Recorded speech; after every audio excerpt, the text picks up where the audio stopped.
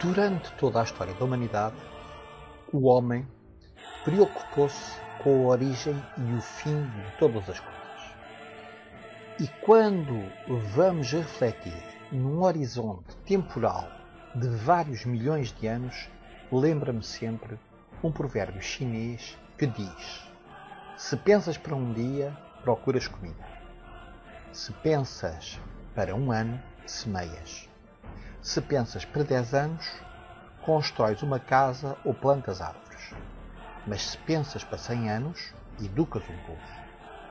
Mas se pensas para 1 milhão de anos, será que estás a desafiar Deus? A nossa perspectiva não é entrar em perspectivas místicas. Vamos tentar analisar com base em factos objetivos.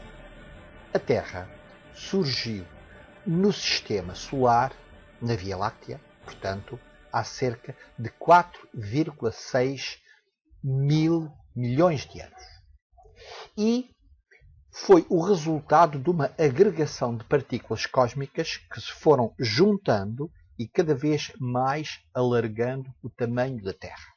A Terra estava em fogo, era uma bola de fogo, e vai aumentando de volume, tem uma temperatura superior a 1000 graus e resulta, portanto, das componentes que se vão juntando. Ela vai, ao longo de 30 milhões de anos, segmentando-se e agregando as camadas mais pesadas, nomeadamente de ferro e outros minerais, no núcleo, e fica dividida em 3 grandes áreas: o núcleo, o manto e a crosta terrestre. Há cerca de 4.500 milhões de anos dá-se uma colisão importante com um planeta que orbitava próximo da Terra, que colide de forma secante com a Terra. O planeta é mais pequeno e é totalmente destruído, e a Terra sofre uma erosão enorme e fica com uma parte da sua massa destruída. Isto é importantíssimo para tudo o que se vem a desenvolver a seguir. Portanto, esta secante vem a dar origem mais tarde ao movimento de placas. O lançamento de toda esta massa no espaço envolvente da Terra faz com que, em cerca de 100 milhões de anos, essas partículas se venham a juntar e formar a Lua. A Lua tem uma estrutura que hoje está identificada diferente da Terra, porque não tem praticamente ferro, o que quer dizer que é o resultante de agregar de matérias que são lançadas para o espaço da crosta e, quando muito, do manto, mas não do núcleo da Terra, porque tem predominantemente ferro e níquel. O que mais vos posso dizer? O arrefecimento da Terra vai-se dando gradualmente na medida em que a Terra está no espaço cósmico e, portanto, o vácuo cósmico tem uma temperatura muito inferior, na ordem de menos 267 graus centígrados, e vai, portanto, arrefecendo a superfície da Terra. É um processo lento e que vai dando origem a uma superfície sólida e começam a Terra a estar envolvida, portanto, por vapores de enxofre e metano, e é um processo lento. Não é, pois, ainda hoje consensual como é que se formaram os mares na Terra. Admite-se que sejam meteoritos que sejam eminentemente compostos por água que vão bombardeando sucessivamente o planeta Terra e vão gerando a grande camada de água que vai enchendo uniformemente as várias depressões existentes. Ora, acontece que, em função disto, vai aparecer também vida na Terra. Uma vida ainda que em forma primária. Admite-se que essa vida tenha vindo do espaço, dentro, portanto, integrada em vários meteoritos, e que seja ela a razão do desenvolvimento na Terra. Portanto, ao longo da sua vida, a Terra sofre várias catástrofes. Umas são de origem cósmica, portanto, com o embate com outros astros ou sendo bombardeada por meteoros e meteoritos, e outras de origem geológica e vulcânica, e que dão origem a extinções importantes no planeta. Extinções, portanto, de vida no planeta. Vamos ver então o que acontece no período seguinte. Devido à concentração de oxigênio na atmosfera, que exala das vários tipos de bactérias existentes, ficou conhecida por a catástrofe de oxigênio. Isto é, os seres vivos que se baseavam na utilização dos vapores de enxofre e metano passaram a ter excesso de oxigênio e dá-se, portanto, uma extinção nesta fase. Surge, portanto, uma nova forma de vida dependente do oxigênio e que passará a dominar o planeta. São, portanto, constituídas por bactérias aeróbicas e esta é a evolução. Começam então a surgir várias catástrofes de ordem global, em termos de extinção. Há cerca de 450 milhões de anos dá-se aquilo que se chama a extinção do Ordoviciano. É uma extinção que resulta de uma radiação de raios gama, como se sabe, os raios gama idênticos àqueles que são raios de grande destruição e que caracterizam-se na existência nas bombas atómicas e outros efeitos deste estilo e que destroem substancialmente a vida na Terra. A extinção em massa de origem vulcânica há cerca de 256 milhões de anos e, portanto, é uma extinção de origem vulcânica, mas em fissura. Não há aquilo que nós conhecemos como os montes, como a cratera, onde exala lava, mas sim há um extermínio de mais de 90% dos seres vivos na Terra e chama-se que resulta de uma fissuração enorme em vários locais da Terra e que resulta esta extinção. Chama-se a mãe de todas as extinções. Mas, desde cerca de 2.500 milhões de anos até cerca de 60 milhões de anos, é o período Jurássico. O período que todos conhecemos com a existência de dinossauros. Mas acontece que há cerca de 60 a 65 milhões de anos, o fim desse período dá-se pelo impacto de um meteorito de cerca de 9 km de diâmetro e que embate na Terra. São passados, portanto, 190 milhões de anos e verifica-se uma extinção em massa de origem cósmica. Mais de 90% das espécies desaparecem e passamos a um novo período onde a migração dos continentes vai definir o movimento de placas e, portanto, todo o processo de vulcanização que é importantíssimo nessa altura. As placas, como se percebe, são ajustamentos da superfície portanto, da crosta terrestre com vista a tornar o planeta em equilíbrio com as suas diferentes massas. Isso, portanto, tem efeitos importantíssimos em termos do aparecimento de montanhas, da suavização de outras, de placas que umas mergulham umas sobre as outras e que fazem submergir ou emergir determinadas zonas do planeta.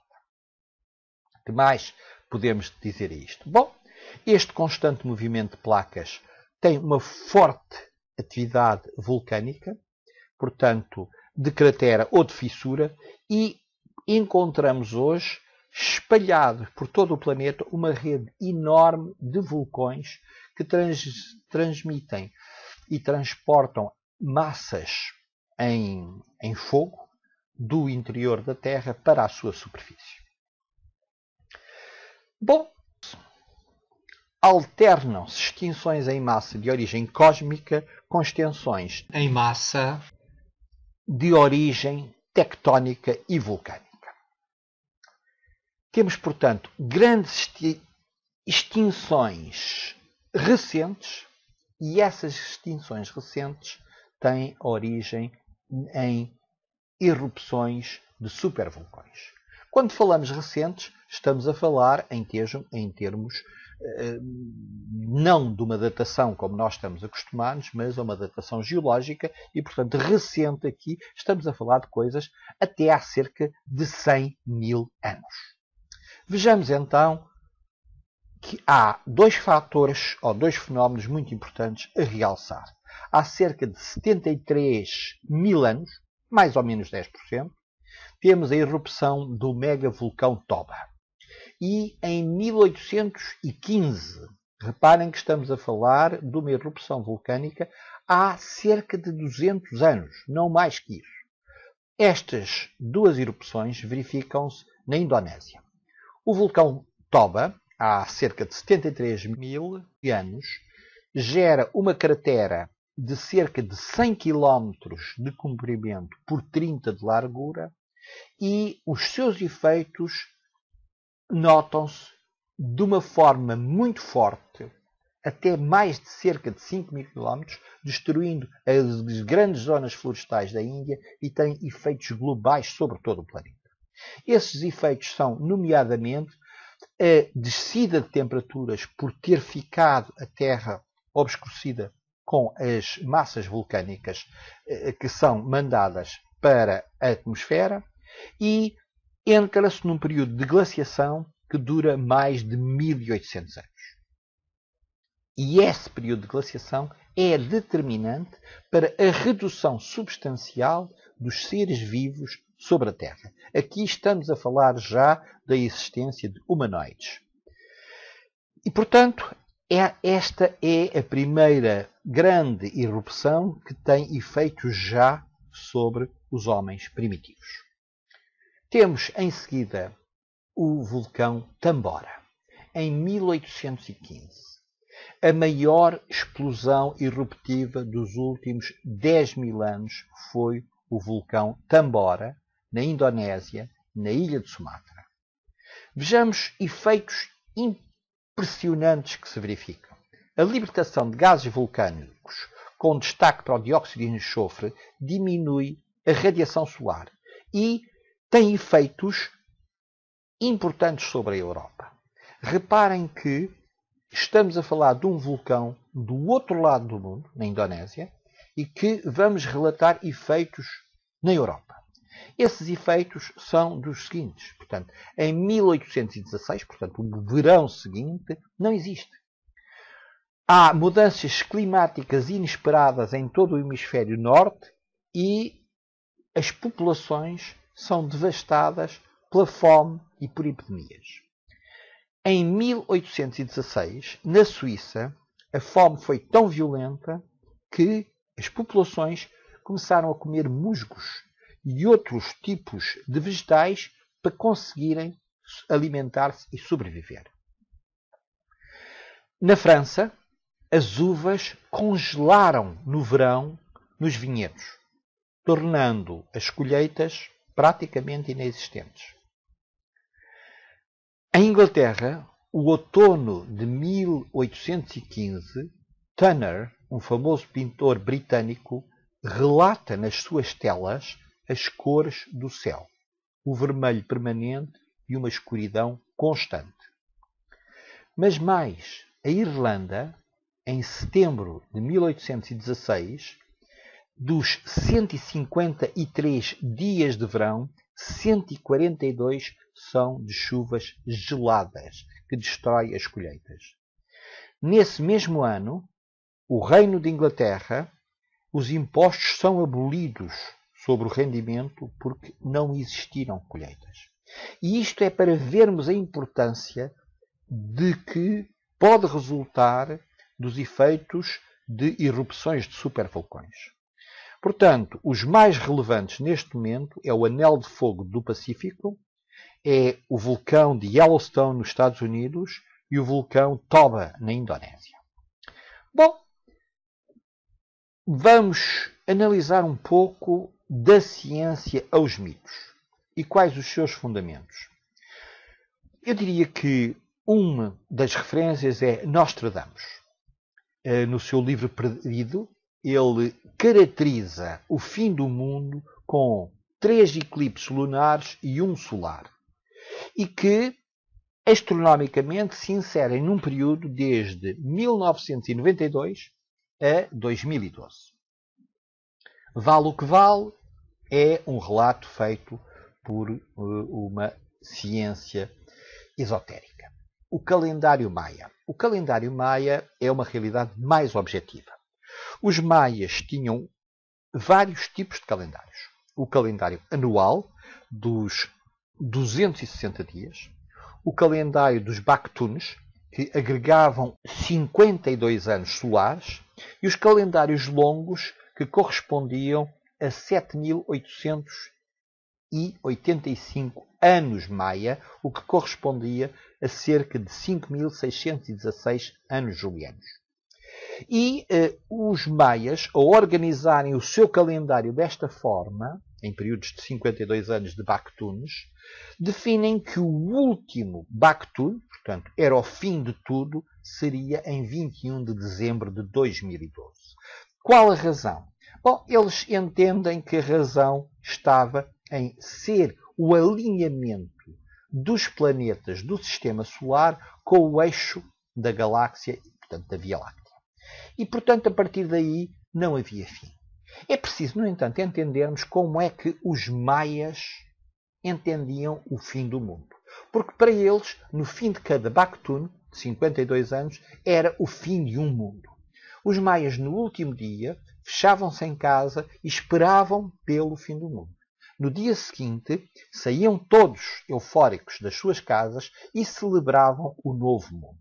Portanto, por vezes, usar à letra as palavras não corresponde exatamente aos mesmos conceitos que são utilizados em cada uma das culturas. Temos então que ver algumas outras comparações, nomeadamente a que é feita por um geólogo americano, em que aponta para um estudo onde faz a correlação entre fases da Lua e, portanto, períodos de maior intensidade gravitacional e a ocorrência de grandes sismos. E associa também a atividades de vulcanismo. Portanto, a caracterização de uma extinção em massa de origem vulcânica pressupõe os seguintes aspectos. A camada superior da atmosfera fica obstruída, ou por corpos estranhos de erupções vulcânicas, ou por destruição da camada de ozono. Existem chuvas ácidas e dióxido de azoto que envenenam os mares e os rios. Há um arrefecimento global e entra-se num novo período de idade do gelo ou de glaciação. E todos os ecossistemas entram em colapso. Vejamos como é que, ou que poderá estar associado a 21 de dezembro de 2012. Há um alinhamento de planetas e há um outro aspecto que não vos falei, que é a possível precessão ou inversão dos eixos da Terra. Inversão dos polos, vulgarmente chamado. Porque há uma deslocação permanente das massas da Terra, portanto, das massas do seu núcleo, há uma tendência para que haja uma inversão dos polos de cerca de 26 em 26 mil anos. Portanto, estou com a teoria dos sismos estarem associados a fortes forças magnéticas cósmicas e, consequentemente, fenómenos vulcânicos, poderíamos dizer que potencialmente pode haver uma tendência para a existência de qualquer fenómeno não normal no funcionamento normal do planeta Terra. Precessão. O que é e quais as possíveis consequências? Sob o ponto de vista esotérico, este fenómeno é associado a catástrofes globais. No entanto, não existe consenso acerca desta realidade sob o ponto de vista científico quanto aos seus detalhes e as suas consequências. O escudo magnético da Terra, resultante do seu núcleo de ferro, produz um efeito de proteção do planeta de radiação nociva. Existe comprovadamente várias camadas de proteção magnética, a camada de ozono, a cintura de Van Allen, a magnetosfera e outras que nos protegem de todo o tipo de radiação nociva, cósmica e solar. A precessão é vulgarmente denominada também por inversão dos polos. Não é necessariamente uma cambalhota do planeta, mas uma mera inversão do sistema magnético. Dado que o seu núcleo de ferro em fusão vai alterando a sua distribuição no planeta, com consequentes alterações constantes do campo magnético que conduz à inversão dos polos.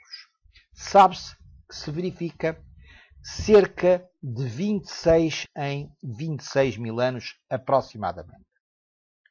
Quando isto acontece, admitem-se as seguintes ocorrências.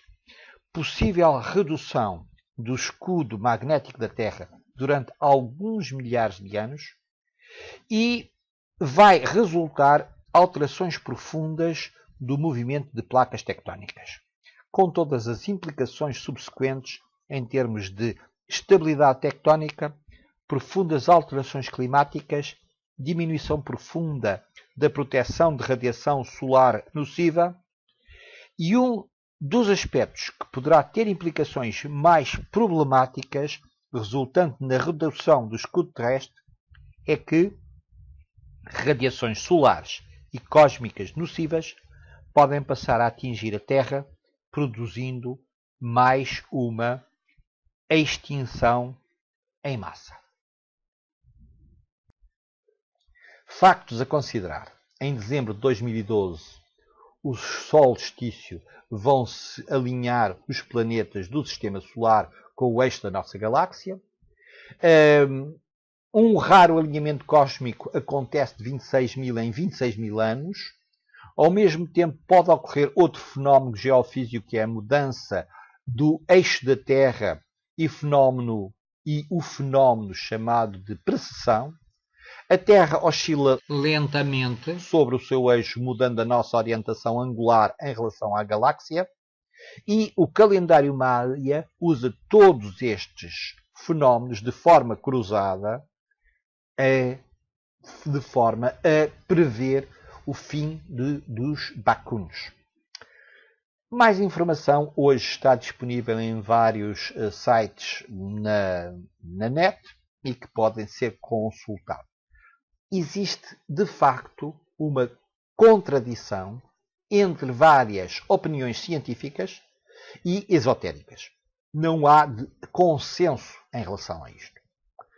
O que se pode dizer é que não há consenso, não havendo consenso quanto à inversão dos polos, quanto às implicações resultantes do calendário maia, o que nós poderemos dizer é que a inversão geomagnética da natureza é caótica e não há forma de prevê-la com antecedência. Portanto, não se pode garantir que o dia 12 de dezembro de 2012 seja o dia fatídico ou o dia X, onde os acontecimentos A, B, C, D irão acontecer.